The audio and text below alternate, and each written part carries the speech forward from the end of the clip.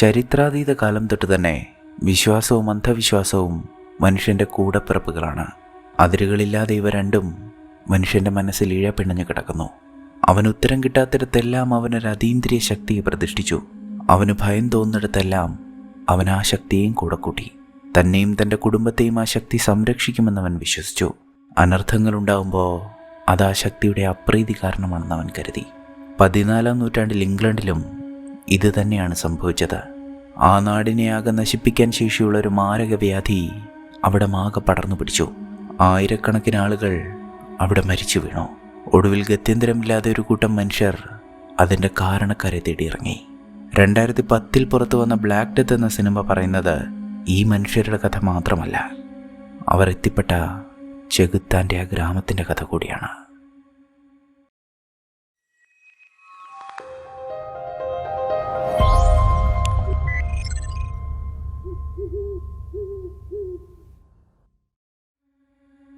പതിനാലാം നൂറ്റാണ്ടിൽ ഇംഗ്ലണ്ടിലാണ് ഈ കഥ ആരംഭിക്കുന്നത്. മധ്യകാലഘട്ടത്തിൽ ഇംഗ്ലണ്ടിലെ വൈദ്യശാസ്ത്ര മേഖലയെക്കുറിച്ച് നമ്മൾ മുൻപും കേട്ടിട്ടുള്ളതാണ്. ആവശ്യത്തിന് വൈദ്യന്മാരില്ലാതിരുന്ന അക്കാലത്ത് ഉള്ള വൈദ്യന്മാർക്ക് പോലും കൃത്യമായ ചികിത്സകൾ അറിയില്ലായിരുന്നു. ഏതൊരു രോഗം ബാധിച്ചാലും മരണത്തിന് കീഴടങ്ങേണ്ട അവസ്ഥ. ഈ കാലഘട്ടത്തിൽ തന്നെയാണ് ഇംഗ്ലണ്ടിനെ ഒന്നാകെ മറ്റൊരു മഹാമാരി പിടികൂടുന്നത്.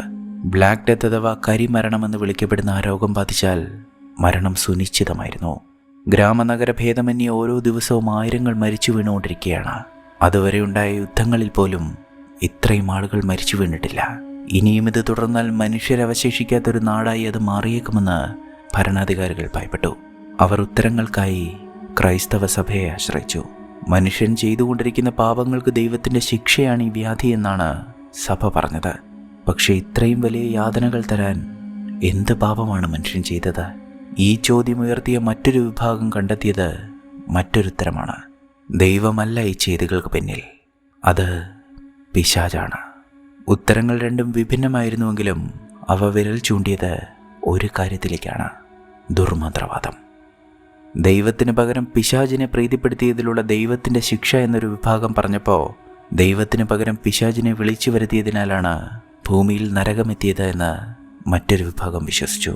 അവർ ദുർമന്ത്രവാദവും ആഭിചാരവും ചെയ്യുന്ന മന്ത്രവാദികളെ തിരഞ്ഞുപിടിച്ച് വധിക്കാൻ ആരംഭിച്ചു. നാട്ടിൽ ഇതെല്ലാം നടക്കുമ്പോൾ യുവപുരോഹിതനായ ഓസ്മണ്ട് ഭയപ്പെട്ടത് മറ്റൊരു കാര്യമാണ്. പള്ളിയോട് ചേർന്നുള്ള ആശ്രമത്തിലെ പ്രാർത്ഥനകളെല്ലാം കഴിഞ്ഞപ്പോൾ അയാൾ വേഗം തൻ്റെ വീട്ടിലേക്ക് ഓടി. അവിടെ അയാളുടെ സ്നേഹിതയായ ഏവരലിനെ അയാൾ ഒളിച്ചിരുത്തിയിട്ടുണ്ടായിരുന്നു. പൗരോഹിത്യം സ്വീകരിച്ചിട്ടും തൻ്റെ കുട്ടിക്കാലം മുതൽക്കുള്ള കൂട്ടുകാരിയെ അയാൾക്ക് ഉപേക്ഷിക്കാൻ കഴിഞ്ഞില്ല. ഏവരിൽ തന്നെ പ്രണയിക്കുന്നുണ്ട് എന്നറിയാവുന്ന ഓസ്മണ്ടിന് എപ്പോഴോ അവളോടും പ്രണയം തോന്നി. പക്ഷെ താനൊരു പുരോഹിതനാണ്. ഈ വിവരം പുറത്ത് ആരോടെങ്കിലും പറയാൻ കഴിയുമോ? താനല്ലാതെ മറ്റാരുമില്ലാത്ത ഏവരലിനെ ഉപേക്ഷിക്കാൻ കഴിയുമോ? ഓസ്മണ്ട് ഈ അവസ്ഥയിൽ നിൽക്കുമ്പോഴാണ് നാട്ടിൽ മഹാമാരി പടർന്നു പിടിക്കുന്നത്. അതുകൊണ്ട് തന്നെ ഇനിയും അവളെ തൻ്റെ വീട്ടിൽ നിർത്തുന്നത് സുരക്ഷിതമല്ല. അതിനാൽ തന്നെ രോഗം മാറുന്നതുവരെ അടുത്തുള്ള ഡെൻവിച്ച് വനത്തിലേക്ക് പോയിക്കൊള്ളാനാണ് ഓസ്മണ്ട് അവളോട് പറഞ്ഞത്. ആദ്യം ഒറ്റയ്ക്ക് അവിടേക്ക് പോവാൻ ഇവരിൽ കൂട്ടാക്കിയില്ല. ഓസ്മണ്ടും അവൾക്കൊപ്പം ചെല്ലണമെന്നാണ് അവൾ വാശി പിടിക്കുന്നത്. പക്ഷേ ഓസ്മണ്ടിന് അതിന് കഴിയുമായിരുന്നില്ല. ഞാൻ ആ ആശ്രമം വിട്ടുപോയാൽ ഞാൻ എൻ്റെ ദൈവത്തെ ചതിക്കുന്നത് പോലെ ആവില്ലേ എന്ന് ഓസ്മണ്ട് ചോദിച്ചപ്പോൾ, നമ്മൾ എന്നേ നമ്മുടെ ദൈവത്തെ ചതിച്ചു കഴിഞ്ഞുവെന്നാണ് ഏവരൽ അവനോട് ചോദിച്ചത്. ഒടുവിൽ ഒരുവിധം ഒറ്റയ്ക്ക് പോവാമെന്ന് സമ്മതിച്ച ഏവരൽ പോകും മുൻപ് ഒരു കാര്യം കൂടി ഓസ്മണ്ടിനോട് പറഞ്ഞു. ഇനിയുള്ള ഒരാഴ്ച എല്ലാ ദിവസവും പുലർച്ചെ ഞാൻ ആ വനത്തിന് നടുവിലെ കുരിശിൻ ചുവട്ടിൽ വന്ന് കാത്തിരിക്കും. ഒരാഴ്ചയായിട്ടും നീ വന്നില്ല എങ്കിൽ പിന്നെ നീ എന്നെ ഒരിക്കലും കാണില്ല. ഇത് പറഞ്ഞ് ഏവരിൽ ആ വനത്തിലേക്ക് യാത്ര തിരിച്ചു. തങ്ങൾ ജനിച്ചു വളർന്ന ഗ്രാമത്തിന് തൊട്ടടുത്തുള്ള ആ വനം ഇരുവർക്കും സുപരിചിതമാണ്. അവിടെ അവൾ സുരക്ഷിതമായിരിക്കുമെന്ന് ഓസ്മണ്ട് വിശ്വസിച്ചു. അവളെ പറഞ്ഞു വിട്ടയുടൻ ഓസ്മണ്ട് ആ ആശ്രമത്തിലേക്ക് തിരിച്ചെത്തി. അവിടെ എത്തി കർത്താവിന് മുന്നിൽ മുട്ടുകുത്തി അവൻ അദ്ദേഹത്തോട് അപേക്ഷിച്ചു. പിതാവേ, ഞാൻ തെറ്റ് ചെയ്തിരിക്കുന്നു. എനിക്കെന്താണ് ചെയ്യേണ്ടതെന്നറിയില്ല. ഞാൻ ഈ ചുവരുകൾക്ക് പുറത്തു നിന്ന് അങ്ങയെ സേവിച്ചാൽ മതിയാകുമോ? ഈ തിരുവസ്ത്രം അഴിച്ചാലും ഞാൻ അങ്ങയുടെ ദാസനായിരിക്കുമെന്ന് അങ്ങയ്ക്കറിയാമല്ലോ. എനിക്കൊരു ഉത്തരം തരൂ, എനിക്കൊരു സൂചന തരൂ. ഓസ്മണ്ടിൻ്റെ ആ പ്രാർത്ഥനയ്ക്ക് ഉത്തരമെന്നോണം അന്ന് പകൽ ഒരാൾ ആ ആശ്രമത്തിലേക്കെത്തി. ബിഷപ്പിൻ്റെ സ്ഥാനപതിയായ ഉൾറിക്. ഡെൻവിച്ച് വനത്തിനപ്പുറമുള്ള ചതുപ്പ് നിലങ്ങളിൽ ഒരു ഗ്രാമമുണ്ട് എന്നും അവിടെ ആരെയും രോഗം ബാധിച്ചിട്ടില്ല എന്നും ഉൾറിക് അറിഞ്ഞിരുന്നു. ആ ഗ്രാമത്തിലേക്ക് പോയി അതെന്തുകൊണ്ടാണ് എന്ന് കണ്ടെത്തുകയാണ് തൻ്റെ ലക്ഷ്യമെന്ന് ഉൾറിക് മഠാധിപതിയെ അറിയിച്ചു. അവിടേക്ക് അവരെ വഴികാട്ടാൻ ആ പ്രദേശത്തെക്കുറിച്ച് അറിവുള്ളൊരു പുരോഹിതനെ തങ്ങൾക്കൊപ്പം അയക്കണമെന്നായിരുന്നു അയാളുടെ ആവശ്യം. ഇത് കേട്ടുനിന്ന ഓസ്മണ്ട് അപ്പോഴേ ഒരു കാര്യം ഉറപ്പിച്ചു. ഉൾറിക്കിൻ്റെ ഈ വരവ് വനത്തിലേക്ക് പോയ ഏവരലിൻ്റെ അടുത്തേക്ക് ചെല്ലാൻ ദൈവം തനിക്ക് നൽകിയ സൂചനയാണ്. അദ്ദേഹം തൻ്റെ പ്രാർത്ഥന കേട്ടിരിക്കുന്നു. അതുകൊണ്ട് തന്നെ ഉൾറിക്കിൻ്റെ ആവശ്യം കേട്ടപാടെ താൻ അവരെ വഴി കാണിക്കാമെന്ന് ഓസ്മണ്ട് സമ്മതിച്ചു. ഡെൻവിച്ച് വനം നന്നായി അറിയാവുന്ന ആളെന്ന നിലയ്ക്ക് ഓസ്മണ്ടിനെ അവർക്കൊപ്പം അയക്കാൻ തന്നെ മഠാധിപതി തീരുമാനിച്ചു. അങ്ങനെ പിറ്റേന്ന് പുലർച്ചെ ഓസ്മണ്ട് ഉൾറിക്കിനൊപ്പം ഡെൻവിച്ച് വനത്തിലേക്ക് പുറപ്പെട്ടു. ആ വനത്തിലേക്കുള്ള പാതയിലാകെ അഴുകിയതും കത്തിക്കരിഞ്ഞതുമായ മനുഷ്യ ശരീരങ്ങളുടെ ഗന്ധമാണ് അവരെ പിന്തുടർന്നത്. ആ വഴിയിൽ ഉൾറിക്കിൻ്റെ സംഘാംഗങ്ങൾ അവരെ കാത്തു നിൽപ്പുണ്ടായിരുന്നു. അവിടെ എത്തിയപ്പോഴാണ് അവർ കൊണ്ടുവന്ന കുതിരവണ്ടിയിൽ വലിയൊരു ഇരുമ്പുകൂട് ഓസ്മണ്ട് ശ്രദ്ധിക്കുന്നത്. അതെന്തിനാണെന്ന് അന്വേഷിച്ചപ്പോഴാണ് ശരിക്കും ഉൾറിക്കിൻ്റെ ലക്ഷ്യം എന്തായിരുന്നുവെന്ന് ഓസ്മണ്ടിന് മനസ്സിലാവുന്നത്. ഉൾറിക്കിൻ്റെ സംഘാംഗങ്ങളായ ഗ്രിഫും വോൾസ്റ്റാനുമാണ് അവനത് പറഞ്ഞു കൊടുത്തത്. അവർ തേടിപ്പോകുന്ന ആ ഗ്രാമം ദൈവത്തെ പുറത്താക്കിയവരുടേതാണ്. അവിടെ ദൈവത്തിനോ ദൈവത്തിൻ്റെ ജനത്തിനോ പ്രവേശനമില്ല. അവർ ഇരുണ്ട ശക്തികളെയാണ് ആരാധിക്കുന്നത്. ചെകുത്താനെ പ്രീതിപ്പെടുത്താൻ അവിടെ നരബലിയും നരഭോജനവും വരെ നടക്കുന്നുണ്ടത്രേ. ദുഷ്ടശക്തികളെ ആരാധിക്കുന്ന അവർക്ക് മരിച്ചവരെ ഉയർപ്പിക്കാനുള്ള ശേഷി പോലുമുണ്ട്. ആ മനുഷ്യരുടെ ഈ ചെയ്തികൾ മൂലമാണ് ദൈവം നമുക്കെല്ലാവർക്കും ശിക്ഷ തന്നത്.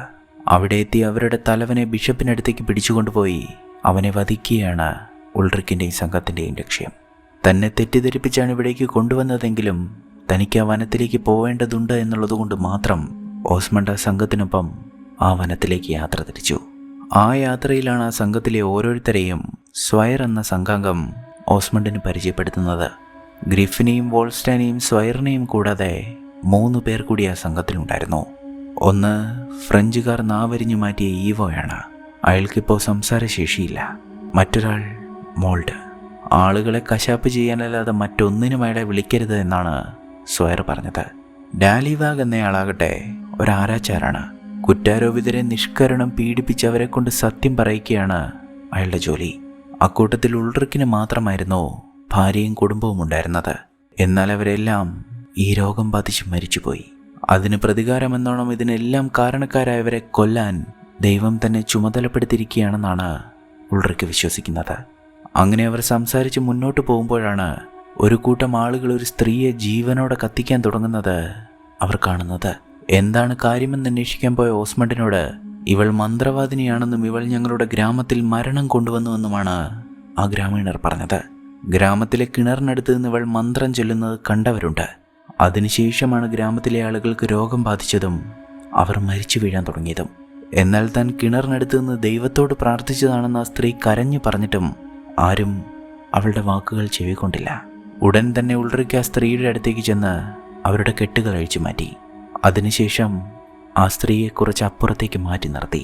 എന്നിട്ട് പെട്ടെന്ന് തൻ്റെ കത്തിയെടുത്ത് ഉൾറിക്ക് അവരുടെ കഴുത്തറുത്തു. ഉൾറിക്ക് അവരെ രക്ഷിക്കുകയാണ് എന്ന് കരുതി നിന്ന ഓസ്മണ്ടിന് അത് വിശ്വസിക്കാൻ കഴിഞ്ഞില്ല. അന്ന് രാത്രിയിൽ ഒരിടത്ത് തമ്പടിക്കുന്നതുവരെയും ഓസ്മണ്ട് ഒരക്ഷരം മിണ്ടിയതുമില്ല. എന്നാൽ മറ്റ് ഗ്രാമങ്ങളിൽ സംഭവിക്കുന്ന കാര്യങ്ങൾ കേട്ടപ്പോഴാണ് താൻ ഇന്ന് കണ്ടതൊന്നുമല്ല എന്ന് ഓസ്മണ്ടിന് മനസ്സിലായത്. അങ്ങ് വടക്കുള്ളൊരു ഗ്രാമത്തിൽ മന്ത്രവാദിനികളെന്ന് സംശയിച്ച ആ ഗ്രാമത്തിലെ സ്ത്രീകളെയെല്ലാം അവിടുത്തെ പുരുഷന്മാർ കൊന്നുകളഞ്ഞിരിക്കുന്നു. സ്ത്രീകളില്ലാത്ത ആ ഗ്രാമത്തിലെ പുരുഷന്മാരിപ്പോൾ പന്നികളെയാണ് ഭോഗിക്കുന്നതത്രേ. ഈ കഥകൾ പറഞ്ഞപ്പോഴാണ് സഭ പറയുന്നത് പോലെ ദൈവം നൽകിയ ശിക്ഷയാണ് ഈ രോഗമെന്ന് താൻ കരുതുന്നില്ല എന്ന് ഓസ്മണ്ട് അവരോട് പറഞ്ഞത്. എന്നാൽ ഉൾറിക്കും സംഘവും സഭ പറഞ്ഞതാണ് വിശ്വസിച്ചിരുന്നത്. അങ്ങനെ അന്ന് രാത്രി ഏറെ വൈകി ഓസ്മണ്ട് ഉൾറിക്കിനടുത്തേക്ക് ചെന്നു. അയാൾ ഇന്ന് കഴുത്തറുത്ത് കൊന്ന ആ സ്ത്രീയെക്കുറിച്ചാണ് അവർ സംസാരിച്ചത്. ആ സ്ത്രീ ഒരു മന്ത്രവാദിനിയല്ല എന്ന് നിങ്ങൾക്ക് മനസ്സിലായതല്ലേ, പിന്നെ എന്തിനാണ് നിങ്ങൾ അവരെ കൊന്നത്? ഓസ്മണ്ടിൻ്റെ ഈ ചോദ്യത്തിന് ഉൾറിക്ക് മറുപടി പറഞ്ഞു. നമ്മൾ അവിടെ എത്തിയപ്പോഴേ അവർ മരിച്ചു കഴിഞ്ഞിരുന്നു. ഞാൻ അവരെ മോചിപ്പിച്ചാൽ ആ മനുഷ്യർ അവളെ വീണ്ടും പിടിച്ചുകൊണ്ടുവന്ന് ചുട്ടുകൊല്ലും. ഞാൻ ആ വേദനയിൽ നിന്ന് അവളെ മോചിപ്പിച്ചതാണ്. ഉൾറിക്ക് പറഞ്ഞത് കാര്യമാണ് എന്ന് ഓസ്മണ്ടിന് മനസ്സിലായി. പിറ്റേന്ന് രാവിലെ കുറച്ച് മനുഷ്യരുടെ ഉറക്കെയുള്ള ആർത്തുവിളികൾ കേട്ടാണ് അവർ ഉറക്കമുണർന്നത്. ഒരു സംഘം പുരുഷന്മാർ വലിയൊരു കുരിശും ചുമന്ന് അടുത്തുള്ള പുഴയിലൂടെ നടന്നു പോവുകയാണ്. അക്കൂട്ടത്തിലുള്ള ചിലർ ചാട്ട കൊണ്ട് സ്വന്തം ശരീരത്തിൽ അടിക്കുന്നുമുണ്ട്. തങ്ങളുടെ പാപങ്ങൾക്ക് പ്രായശ്ചിത്തം എന്നോണമാണ് അവരത് ചെയ്യുന്നത്. സ്വയർ അവരുടെ അടുത്തേക്ക് ചെന്ന് അവരുടെ നേതാവിനോട് സംസാരിച്ചു. അയാൾ പറഞ്ഞത് ഇങ്ങനെയായിരുന്നു: നിങ്ങൾ ആ ഗ്രാമത്തിലേക്കാണ് പോകുന്നതെങ്കിൽ ഇപ്പോൾ തന്നെ പിന്തിരിഞ്ഞുകൊള്ളൂ. അത് ചെകുത്താൻ്റെ ഗ്രാമമാണ്. പക്ഷേ അയാൾ അങ്ങനെ പറഞ്ഞിട്ടും അവർ പിന്തിരിഞ്ഞില്ല. അവർ പോകുന്ന വഴിയിലെല്ലാം ചുട്ടെരിക്കപ്പെട്ട വീടുകളാണ് അവർക്ക് കാണാൻ കഴിഞ്ഞത്. അതിനു മുന്നിൽ അവിടുത്തെ സ്ത്രീകൾ കൊല്ലപ്പെട്ട് കിടന്നിരുന്നു. അവരുടെ മക്കൾ അനാഥരായി അതിനടുത്ത് നിൽക്കുന്നു. ആ കാഴ്ചയും അവരെ പിന്തിരിപ്പിച്ചില്ല. ഇതിനെല്ലാം കാരണമായ ആ ഗ്രാമത്തിലേക്ക് പോവാൻ തന്നെ ഉറച്ച് അവർ മുന്നോട്ട് പോയി. അങ്ങനെ പോകുന്ന വഴിക്കാണ് ഗ്രിഫ് വല്ലാതെ ചുമയ്ക്കാൻ തുടങ്ങുന്നതും രക്തം ഛർദ്ദിക്കുന്നതും. വോൾഫ്സ്റ്റാൻ അയാൾക്കടുത്തേക്ക് ചെന്ന് അയാളുടെ കഴുത്തിലെ വസ്ത്രം മാറ്റി നോക്കി. അയാളുടെ കഴുത്തിൽ വലിയൊരു മുഴ പ്രത്യക്ഷപ്പെട്ടിരുന്നു. ഗ്രിഫിനും രോഗം ബാധിച്ചു കഴിഞ്ഞുവെന്ന് അവർ തിരിച്ചറിഞ്ഞു. ഇവൻ്റെ യാത്ര ഇവിടെ അവസാനിച്ചിരിക്കുന്നുവെന്ന് ഉൾറിക്ക് വിധി എഴുതി. തന്നെ കൊല്ലാൻ പോവുകയാണ് എന്ന് മനസ്സിലായപ്പോൾ തനിക്കൊന്ന് കുമ്പസാരിക്കണമെന്ന് മാത്രമാണ് ഗ്രിഫ് പറഞ്ഞത്.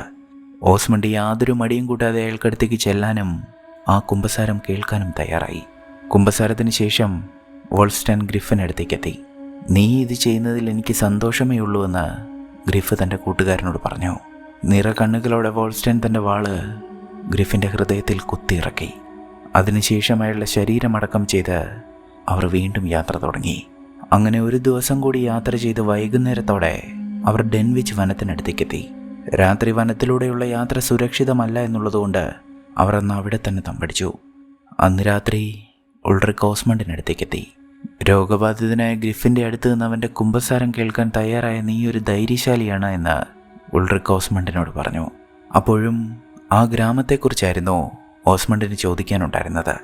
മരിച്ചവരെയൊക്കെ ഉയർപ്പിക്കാൻ അവർക്ക് കഴിയുമെന്ന് നിങ്ങൾ ശരിക്കും വിശ്വസിക്കുന്നുണ്ടോ എന്ന് ഓസ്മണ്ട് അയാളോട് ചോദിച്ചു. വിശ്വസിക്കുന്നില്ലെങ്കിൽ ഞാൻ ഇവിടെ വരെ വരില്ലല്ലോ എന്നാണ് ഉൾറിക്ക് മറുപടി പറഞ്ഞത്. അങ്ങനെ പിറ്റേന്ന് കൂടെയുള്ളവരെല്ലാം ഉണരും മുമ്പ് ഓസ്മണ്ട് എഴുന്നേറ്റ് കാടിന് നടുവിലുള്ള ആ കുരിശിനടുത്തേക്ക് ഓടി. അവിടെയാണ് ഏവരൽ തന്നെ കാത്തു നിൽക്കാമെന്ന് പറഞ്ഞത്. എന്നാൽ അയാൾ അവിടെ എല്ലാം തിരഞ്ഞിട്ടും അയാൾക്ക് ഏവരലിനെ അവിടെ എങ്ങും കണ്ടെത്താൻ കഴിഞ്ഞില്ല. അപ്പോഴാണ് ഏവരലിൻ്റെ കുതിര അവിടെ ഒറ്റയ്ക്ക് നിൽക്കുന്നത് ഓസ്മണ്ട് കാണുന്നത്. വേഗം അതിനടുത്തേക്ക് ഓടി ഓസ്മണ്ട് കണ്ടത് ചോരയിൽ കുതിർന്നു കിടക്കുന്ന ഏവരലിൻ്റെ വസ്ത്രങ്ങളാണ്.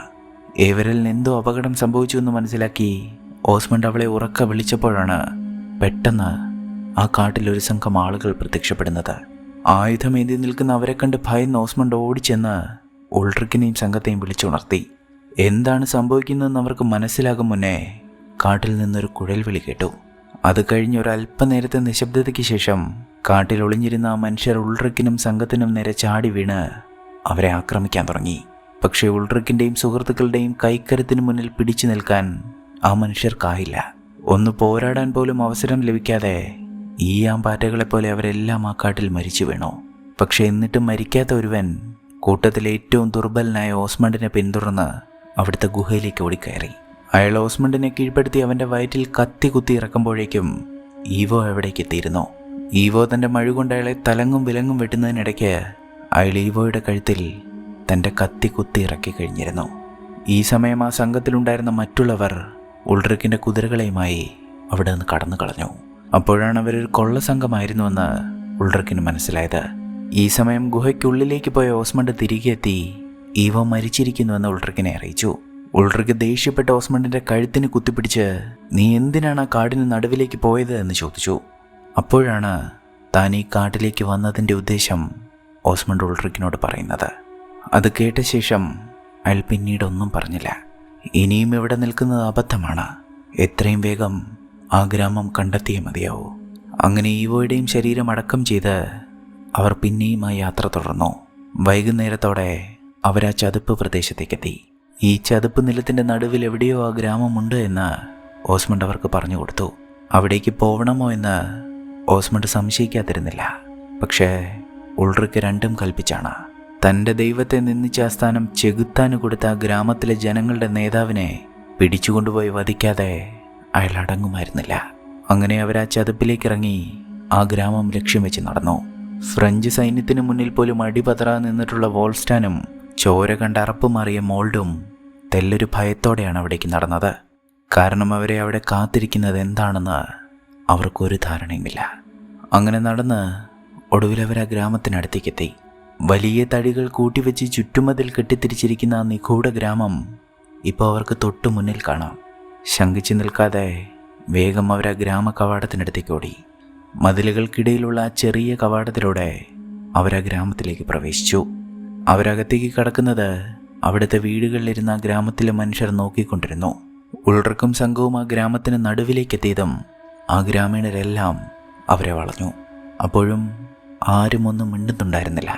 അല്പസമയത്തിന് ശേഷം ഒരു ദൃഢകായനായ മനുഷ്യൻ അവിടേക്ക് വന്ന്, നിങ്ങൾ ആരാണ്, നിങ്ങൾക്ക് എന്താണ് വേണ്ടത് എന്ന് അവരോട് ചോദിച്ചു. അയാൾ തന്നെയാണ് ആ മനുഷ്യരുടെ തലവനെന്ന് ഉൾറിക്കിന് മനസ്സിലായി. തങ്ങൾ കാട്ടിൽ വെച്ച് ആക്രമിക്കപ്പെട്ടുവെന്നും തങ്ങൾക്ക് അഭയം തരണമെന്നും ഉൾറിക്ക് അയാളോട് പറഞ്ഞു. ആ മനുഷ്യൻ്റെ പേര് ഹോബ് എന്നായിരുന്നു. അയാൾ ഉൾറിക്കിനെയും സംഘത്തിനെയും ആ ഗ്രാമത്തിലേക്ക് സ്വാഗതം ചെയ്തു. അതിനുശേഷം നിങ്ങൾ ആ കാട്ടിൽ എന്ത് ചെയ്യുകയായിരുന്നു എന്നാണ് അയാൾ ചോദിച്ചത്. തങ്ങൾ രോഗം ബാധിച്ചവർക്ക് ഭക്ഷണം എത്തിക്കുകയായിരുന്നു എന്ന് ഉൾറിക്ക് മറുപടി പറഞ്ഞപ്പോൾ, എന്ത് രോഗമെന്നാണ് അയാൾ തിരിച്ചു ചോദിച്ചത്. ആ ഗ്രാമത്തിന് പുറത്ത് അങ്ങനെ ഒരു മഹാരോഗം പടർന്നു പിടിക്കുന്നത് അറിഞ്ഞിട്ടില്ല എന്ന രീതിയിലാണ് ആ മനുഷ്യനും ആ ഗ്രാമീണരും പെരുമാറിയത്. ആ ഗ്രാമത്തിൽ എന്തൊക്കെയാണ് നടക്കുന്നതെന്ന് ആദ്യം മനസ്സിലാക്കിയ ശേഷം അവരുടെ തലവനെ പിടിച്ചുകൊണ്ടുപോകാനാണ് ഉൾറിക്ക് പദ്ധതിയിട്ടത്. ഉൾറിക്കിനും സംഘത്തിനും വേണ്ട സൗകര്യങ്ങളെല്ലാം ചെയ്തു കൊടുത്ത് ഹോബ് അവിടെ നിന്ന് പോയ ശേഷം ആ ഗ്രാമീണരാരും അവർക്കടുത്തേക്ക് വരികയോ അവരോട് സംസാരിക്കുകയോ ചെയ്തില്ല, ഒരു സ്ത്രീ ഒഴികെ. അവരുടെ പേര് ലാങ്ങിവ എന്നായിരുന്നു. പരിക്കേറ്റവരുടെ മുറിവുകൾ താൻ വെച്ച് കെട്ടാമെന്നാണ് അവർ പറഞ്ഞത്. അതിനുശേഷം അക്കൂട്ടത്തിൽ ഏറ്റവും പരിക്കേറ്റ ഓസ്മണ്ടിനെ അവർ തൻ്റെ കുടിലിലേക്ക് വിളിച്ചു കൊണ്ടുപോയി.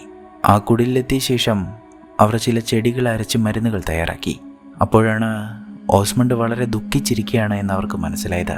നിങ്ങളുടെ ഈ ദുഃഖത്തിന് പിന്നിൽ ഒരു സ്ത്രീയല്ലേ എന്നവർ ചോദിച്ചപ്പോൾ ഒരു നിമിഷത്തേക്ക് ഓസ്മണ്ട് ഞെട്ടാതിരുന്നില്ല.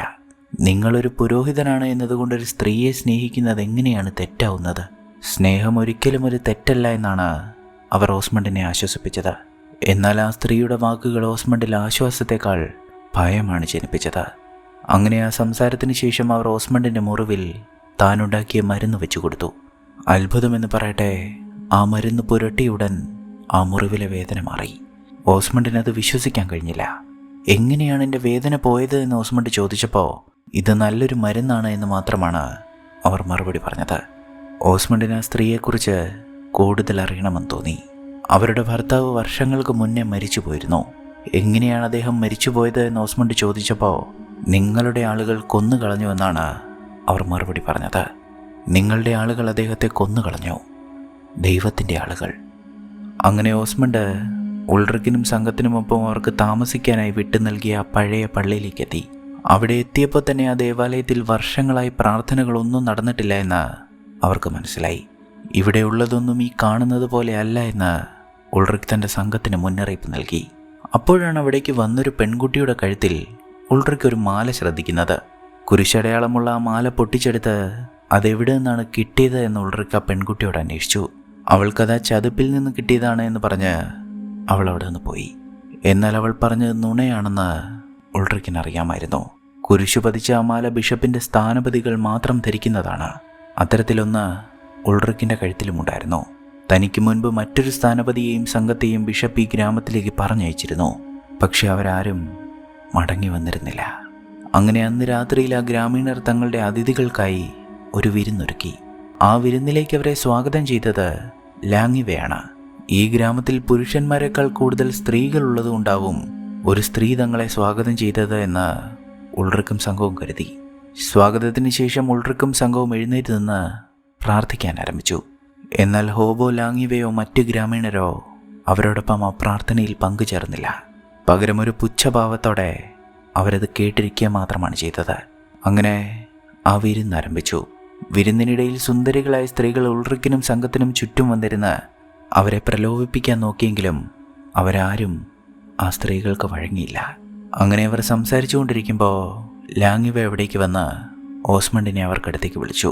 അവർ അയാളെയുമായി പോകുന്നത് ഗ്രാമത്തിന് നടുവിലുള്ള വലിയൊരു മുറിയിലേക്കാണ്. ആ മുറിയിലൊരു മനുഷ്യൻ്റെ ശരീരം തുണി കൊണ്ട് മൂടിയിട്ടിട്ടുണ്ടായിരുന്നു.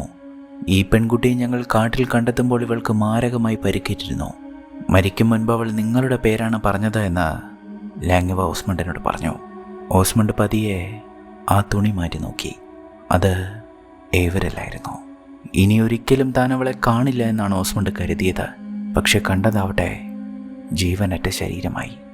നിറഞ്ഞൊഴുകുന്ന കണ്ണുകളോടെ ഓസ്മണ്ട് അവളുടെ തണുത്ത കവിളുകളിൽ പതിയെ തലോടി. അതിനുശേഷം അവൻ ആ പള്ളിയിലേക്ക് ചെന്ന ആ കുരിശിന് മുന്നിൽ മുട്ടുകുത്തി നിന്ന് ദൈവത്തോട് ചോദിച്ചു, എന്തിനാണ് എന്നിൽ നിന്ന് അവളെ അടർത്തി മാറ്റിയത്? അങ്ങനെ നീണ്ട നേരത്തെ പ്രാർത്ഥനയ്ക്ക് ശേഷം ഓസ്മണ്ട് പുഴക്കരയിൽ തന്നെ കാത്തു നിൽക്കുന്ന ലാങ്ങിവയ്ക്കടുത്തേക്ക് ചെന്നു. ലാങ്ങിവ അയാളെ അടുത്തുണ്ടായിരുന്ന ആ കാട്ടിലേക്കാണ് കൂട്ടിക്കൊണ്ടുപോയത്. പോകുന്ന വഴിയിലെല്ലാം ഓസ്മണ്ട് ഏവലിനെ അടക്കം ചെയ്യുന്നതിനെക്കുറിച്ചാണ് ലാങ്ങിവയോട് സംസാരിച്ചു കൊണ്ടിരുന്നത്. അങ്ങനെ നടന്നവർ ആ കാടിന് നടുവിലേക്ക് എത്തിയപ്പോൾ അവിടെ വിചിത്രമായ വസ്ത്രങ്ങൾ ധരിച്ച് കുറച്ച് സ്ത്രീകൾ നിൽപ്പുണ്ടായിരുന്നു. അവരുടെ പതിയെയുള്ള മന്ത്രോച്ചാരണങ്ങളാണ് ആ കാട്ടിലാകെ നിറഞ്ഞു നിന്നത്. ഓസ്മണ്ട് നോക്കി നിൽക്കുമ്പോൾ ലാങ്ങിവ അവരുടെ നടുവിലേക്ക് ചെന്നു. ഉടനെ ആ സ്ത്രീകൾ അവരുടെ ചുറ്റും കൂടി മന്ത്രങ്ങൾ ഉരുവിട്ട് ലാങ്ങിവയുടെ നെറ്റിയിൽ ഒരുതരം ചായം തേച്ചു. അതിനുശേഷം ലാങ്ങിവ എഴുന്നേറ്റ് ചെന്ന് കുറച്ചപ്പുറത്തായി വേരുകൾ കൊണ്ട് മൂടിയിട്ടിരിക്കുന്ന എന്തിലോ തൊട്ടു. അത് അടക്കം ചെയ്തൊരു ശരീരമായിരുന്നു. പതിയെ അതിനനക്കം വെച്ച് തുടങ്ങി. ലാങ്ങിവ ശരീരം മൂടിയിരുന്ന തുണി മാറ്റിയപ്പോൾ ഓസ്മണ്ട് കണ്ടത് ഉറക്കത്തിൽ നിന്ന പോലെ ഉണർന്നെണീക്കുന്ന ഏവരലിനെയാണ്. ആ കാഴ്ച കണ്ട ഉടനെ ഭയന്ന് വിറച്ച് ഓസ്മണ്ട് ആ ഗ്രാമത്തിലേക്ക് ഓടി. പക്ഷെ അങ്ങനെ ഓടുന്ന വഴിക്ക് ഓസ്മണ്ട് എത്തിപ്പെടുന്നത് 4 മനുഷ്യരെ കൊന്നു കെട്ടിത്തൂക്കിയിട്ടിരിക്കുന്നിടത്തേക്കാണ്. അത് വിഷപ്പയച്ച ആദ്യ സംഘമായിരുന്നു. ഈ സമയം തന്നെ ഗ്രാമത്തിൽ മറ്റൊരു സംഭവം അരങ്ങേറിക്കൊണ്ടിരിക്കുകയായിരുന്നു. ഗ്രാമീണർ ഉൾറിക്കിനും സംഘത്തിനും നൽകിയ മദ്യത്തിൽ മയക്കുമരുന്ന് ചേർത്തിട്ടുണ്ടായിരുന്നു.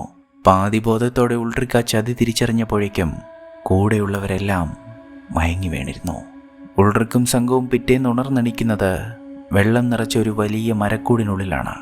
അവരുടെ ഇരു കൈകളും കൂട്ടിക്കെട്ടിയിരുന്നത് കൊണ്ട് തന്നെ അവർക്ക് ആ കൂടിന് പുറത്തേക്ക് വരാൻ കഴിഞ്ഞില്ല.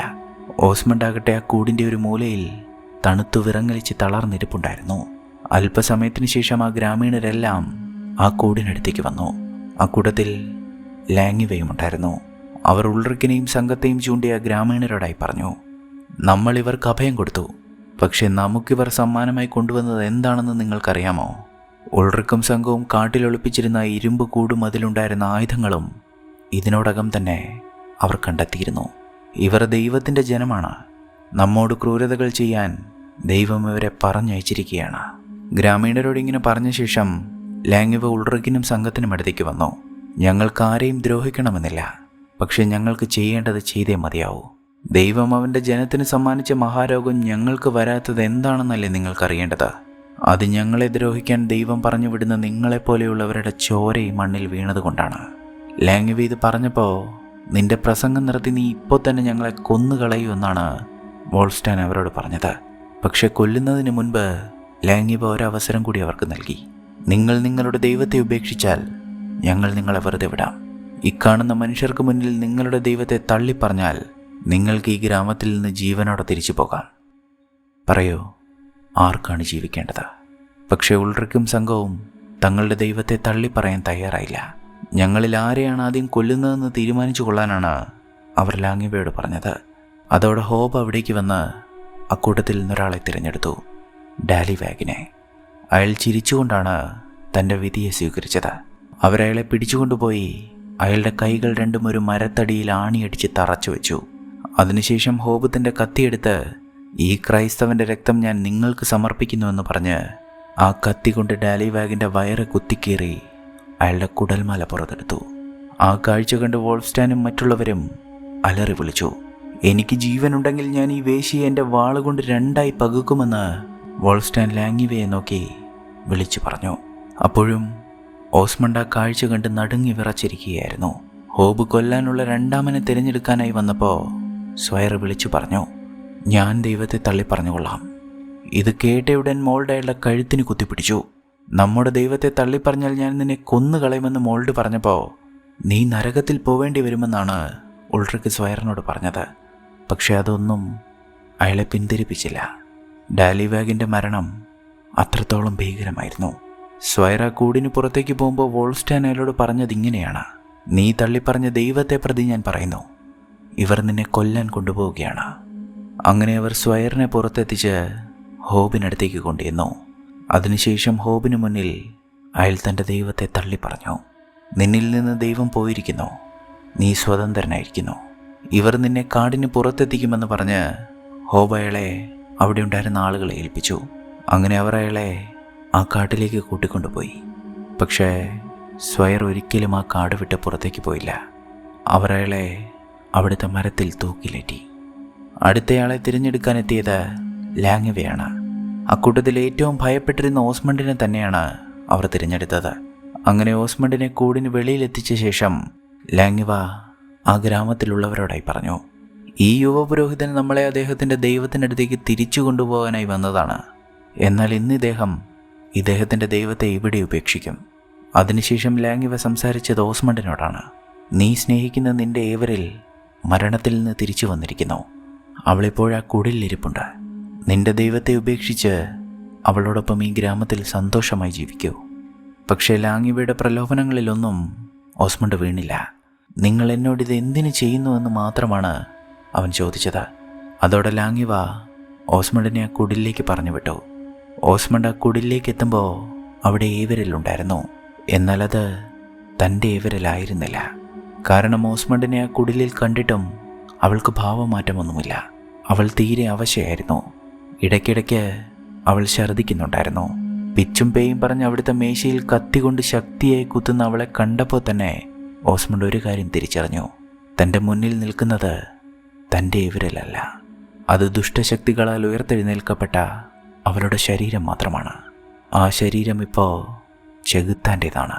ഓസ്മണ്ട് അവളെ ഒന്ന് തൊട്ടതും അവൾ പിടഞ്ഞയാളുടെ കൈകളിലേക്ക് വീണു. അവളുടെ പിടച്ചിൽ നിൽക്കുന്നില്ല എന്ന് കണ്ടപ്പോൾ, ഞാൻ നിന്നെ ചെകുത്താൻ്റെ അടുത്ത് നിന്ന് രക്ഷിച്ച് ദൈവത്തിനരികിലേക്ക് എത്തിക്കാമെന്ന് പറഞ്ഞ് ഓസ്മണ്ട് അവളെ ചുംബിച്ചു. അതിനുശേഷം ഓസ്മണ്ട് അവിടെ ഉണ്ടായിരുന്ന കത്തിയെടുത്ത് ഏവരൻ്റെ ആത്മാവിനായി പ്രാർത്ഥിച്ച് അവളുടെ നെഞ്ചിലെ കത്തി കുത്തിയിറക്കി. അതോടെ അവളുടെ പിടച്ചിൽ നിലച്ചു. ഏവരലിൻ്റെ ശരീരവും എഴുത കുഴിലിന് പുറത്തേക്ക് വന്ന ഓസ്മണ്ടിനെ കണ്ടപ്പോൾ ലാങ്ങിവയ്ക്ക് ഞെട്ടലാണ് ഉണ്ടായത്. അങ്ങനെ സംഭവിക്കുമെന്ന് അവർ കരുതിയിരുന്നതേയല്ല. തൻ്റെ പ്രലോഭനങ്ങൾക്ക് ഓസ്മണ്ട് വഴങ്ങുമെന്നാണ് അവർ പ്രതീക്ഷിച്ചത്. ഏവരലിനെ ലാങ്ങിവയ്ക്ക് മുന്നിൽ കൊണ്ടുകിടത്തി ഓസ്മണ്ട് പറഞ്ഞു, എൻ്റെ ഏവരിൽ ദൈവത്തിനടുത്തെത്തിയിരിക്കുന്നു. ഞാനും എൻ്റെ ദൈവത്തിനൊപ്പമാണ്. താൻ വിചാരിച്ചതുപോലെ കാര്യങ്ങൾ നടന്നില്ല എന്ന് മനസ്സിലായപ്പോൾ ലാങ്ങിവ തൻ്റെ ജനങ്ങളെ ബോധിപ്പിക്കാൻ ശ്രമിച്ചു. കണ്ടോ, ഇതാണ് ദൈവത്തിൻ്റെ ആളുകൾ ചെയ്യുന്നത്. അവർ സ്നേഹിക്കുന്നവരെ പോലും അവർ അവരുടെ ദൈവത്തിൻ്റെ പേരിൽ കൊല ചെയ്യുന്നു. ഇത് കേട്ട ഉടനെ തൻ്റെ കയ്യിലുണ്ടായിരുന്ന കത്തി കൊണ്ട് ഓസ്മണ്ട് അവരെ ആക്രമിക്കാൻ ശ്രമിച്ചതും ഹോബ അയാളെ തള്ളിമാറ്റി. അതിനുശേഷം നിലത്ത് വീണുപോയ ഓസ്മണ്ടിനെ അയാൾ മർദ്ദിക്കാൻ തുടങ്ങി. എന്നാൽ ഇതിനിടയ്ക്ക് ഓസ്മണ്ടിൻ്റെ കയ്യിൽ നിന്ന് വീണു പോകുന്ന കത്തി വോൾസ്റ്റൻ കൈക്കലാക്കുന്നത് അവിടെ ആരും ശ്രദ്ധിച്ചില്ല. ഓസ്മണ്ട് തൻ്റെ മുഖത്ത് പരിക്കേൽപ്പിച്ചതോടെ എല്ലാവരെയും ക്രൂശിലേറ്റാനാണ് ലാങ്ങിവ പറഞ്ഞത്. ഇതോടെ ഉൾറിക്ക് അവരെ പരിഹസിച്ചു. നിന്റെ മന്ത്രങ്ങളും ജാലവിദ്യകളും കൊണ്ട് ഇവിടെയുള്ള മനുഷ്യരെ നിനക്ക് കബളിപ്പിക്കാമായിരിക്കും, പക്ഷേ യഥാർത്ഥ വിശ്വാസിയുടെ മനസ്സിൽ നിന്ന് ദൈവത്തെ അടർത്തി മാറ്റാൻ നിന്നെക്കൊണ്ടാവില്ല. തൻ്റെ ജനത്തിന് മുന്നിൽ വെച്ച് പരിഹാസിയായതോടെ ഉൾറിക്കിനെ ക്രൂരമായി കൊല്ലുവാനാണ് അവർ ഉത്തരവിട്ടത്. പക്ഷേ ഇത്തവണ അവർ ദൈവത്തെ അല്ല അടർത്തി മാറ്റാൻ ശ്രമിച്ചത്, പകരം ഉൾറിക്കിൻ്റെ കൈകാലുകളാണ്. അവർ അയാളുടെ ഇരുവശങ്ങളിലും കുതിരകളെ നിർത്തി ആ കുതിരകളിൽ അയാളുടെ കൈകാലുകൾ ബന്ധിച്ചു. കുതിരകൾ ഇരുവശത്തേക്കും വലിക്കാൻ തുടങ്ങിയപ്പോൾ ഉൾറിക്ക് മരണവേദനയാൽ പൊളഞ്ഞു. അപ്പോഴും ലാങ്ങിവ അയാളോട് പറഞ്ഞുകൊണ്ടിരുന്നു, നിങ്ങൾ ഈ ഗ്രാമത്തിൽ മരണം കൊണ്ടുവന്നു, ഇതതിൻ്റെ പ്രതികാരമായി കൂട്ടിക്കൊള്ളൂ. നീ നിന്റെ ദൈവത്തെ തള്ളിപ്പറഞ്ഞാൽ നിന്നെ ഞാൻ മോചിപ്പിക്കാം. പക്ഷേ ഉൾറിക്ക് അത് ചെയ്തില്ല. അയാൾ മരണം വരിക്കാൻ തയ്യാറായിരുന്നു. അതോടെ കുതിരകളെ നിർത്തുകയും വലിപ്പിക്കുകയും ചെയ്ത് ലാങ്ങിവ അയാളുടെ പ്രാണവേദന ആസ്വദിച്ചുകൊണ്ടിരുന്നു. ഒടുവിൽ തനിക്ക് ഓസ്മണ്ടിനോട് സംസാരിക്കണമെന്ന് പറഞ്ഞപ്പോഴാണ് അവരത് നിർത്തിയത്. നിലത്ത് വീണുകിടന്ന് ഓസ്മണ്ട് എഴുന്നേറ്റ് ഉൾറിക്കിനടുത്തേക്ക് വന്നപ്പോൾ തൻ്റെ വസ്ത്രങ്ങളൊന്ന് മാറ്റാനാണ് ഉൾറിക്ക് അവനോട് പറഞ്ഞത്. ആ വസ്ത്രങ്ങൾ മാറ്റിയപ്പോൾ അവർ കണ്ടത് ഉൾറിക്കിൻ്റെ ശരീരത്തിൽ വലിയ മുഴകളാണ്. അയാൾക്കും കരിമരണം ബാധിച്ചിരുന്നു. ഇത് കണ്ട് ഞെട്ടി നിന്ന ലാങ്ങിവയോട് ഉൾറിക്ക് ഇങ്ങനെ പറഞ്ഞു, എൻ്റെ മരണം തീരുമാനിക്കുന്നത് നീയല്ല, ഇത് നിന്റെ പ്രതികാരവുമല്ല, ഞാൻ തന്നെയാണ് മരണം. പ്രതികാരവും എൻ്റെ തന്നെയാണ്. ഇത് പറഞ്ഞു തീർന്നതും ആ കുതിരകളെ അവർ മുന്നോട്ട് ഓടിച്ചു. ഉൾറിക്കിൻ്റെ കൈകാലുകൾ ഛേദിക്കപ്പെട്ടു. എന്നാൽ ഇതെല്ലാം നടക്കുന്നതിനിടയ്ക്ക് വോൾസ്റ്റാനും മോൾഡും ആ കൂട് തുറന്ന് പുറത്തേക്കിറങ്ങിയത് ആരും കണ്ടില്ല. അവർ മൃഗങ്ങളെപ്പോലെ ആ ഗ്രാമീണർക്ക് മേൽ ചാടി വീണു. സ്ത്രീകളും കുട്ടികളും അവിടെ നിന്ന് ഓടി രക്ഷപ്പെട്ടു. ഇതിനിടയ്ക്ക് ലാങ്ങിവ ആ കാട്ടിലേക്ക് രക്ഷപ്പെടുന്നത് കണ്ട ഓസ്മണ്ട് കയ്യിൽ കിട്ടിയൊരു വാളുമായി അവൾക്ക് പിന്നാലെ ചെന്നു. അപ്പോഴേക്കും മോൾഡ് ഹോബിൻ്റെ മഴുവിനാൽ കൊല്ലപ്പെട്ട് കഴിഞ്ഞിരുന്നു. ഇത് കണ്ട വോൾസ്റ്റാൻ ഹോബിനെ അടിച്ചു വീഴ്ത്തി അയാളെ ആ ഇരുമ്പ് കൂട്ടിൽ പൂട്ടിയിട്ടു. ഇതേസമയം ലാങ്ങിവയെ തേടിപ്പോയ ഓസ്മണ്ട് എത്തുന്നത് ആ ചതുപ്പ് പ്രദേശത്തേക്കാണ്. എന്നാൽ അവിടെ ആകെ തിരഞ്ഞിട്ടും ഓസ്മണ്ടിന് അവരെ കണ്ടെത്താനായില്ല. കുറച്ചു നേരം കഴിഞ്ഞപ്പോൾ തൻ്റെ അരികിലായി ആരുടെയോ കാലൊച്ചുകൾ ഓസ്മണ്ട് കേൾക്കാൻ തുടങ്ങി. പെട്ടെന്നൊരു അശരീരി എന്നോണം ലാങ്ങിവയുടെ ശബ്ദം കേൾക്കാൻ തുടങ്ങി. നിങ്ങളോട് കൊല്ലരുത് എന്ന് നിങ്ങളുടെ ദൈവം പറഞ്ഞിട്ടില്ലേ? പിന്നെ എന്തിനാണ് നീ അവളെ കൊന്നത്? അവൾ നിന്റെ ഏവരലായിരുന്നില്ലേ? അവളെ ഞാൻ കാടിന് നടുവിൽ പരിക്കേറ്റ് കണ്ടെത്തിയതാണ്. അവൾ മരിച്ചിരുന്നില്ല. ഞാൻ മയക്കുമരുന്ന് കൊടുത്ത് അവളെ മയക്കി കിടത്തിയതായിരുന്നു. ഇത് കേട്ട ഓസ്മണ്ടിന് അത് വിശ്വസിക്കാൻ കഴിഞ്ഞില്ല. ഇല്ല, അവൾ മരിച്ചിരുന്നു. അവളെ നിന്റെ പിശാച് ബാധിച്ചിരുന്നു എന്ന് ഓസ്മണ്ട് പറഞ്ഞപ്പോൾ ലാങ്ങിവ അവനോട് ഇങ്ങനെ പറഞ്ഞു: അവൾ മരിച്ചിരുന്നില്ല, പക്ഷെ ഇപ്പം മരിച്ചു. കൊന്നത് നീയാണ്. പതിയെ ഓസ്മണ്ട് ആ സത്യം മനസ്സിലാക്കി. മരിച്ചിരുന്നില്ലെങ്കിൽ പിന്നെ നീ എന്തിനവളെ അടക്കം ചെയ്തു എന്ന് ഓസ്മണ്ട് അവരോട് ചോദിച്ചു. അവർ മറുപടി പറഞ്ഞതിങ്ങനെയാണ്: കാരണം എനിക്ക് അവളെ ഉയർപ്പിക്കണമായിരുന്നു. എൻ്റെ ആളുകൾക്ക് മുന്നിൽ എനിക്ക് അത്ഭുതം പ്രവർത്തിക്കണമായിരുന്നു. അത്ഭുതം പ്രവർത്തിക്കുന്നവരിൽ മനുഷ്യൻ എക്കാലവും വിശ്വസിക്കും. ഈ ഗ്രാമീണരെല്ലാം എന്നെ വിശ്വസിച്ചിരുന്നു. ഇത് കേട്ട് നീറുന്ന ഹൃദയവുമായി ഓസ്മണ്ട് ആ ചതുപ്പിലിരുന്നു.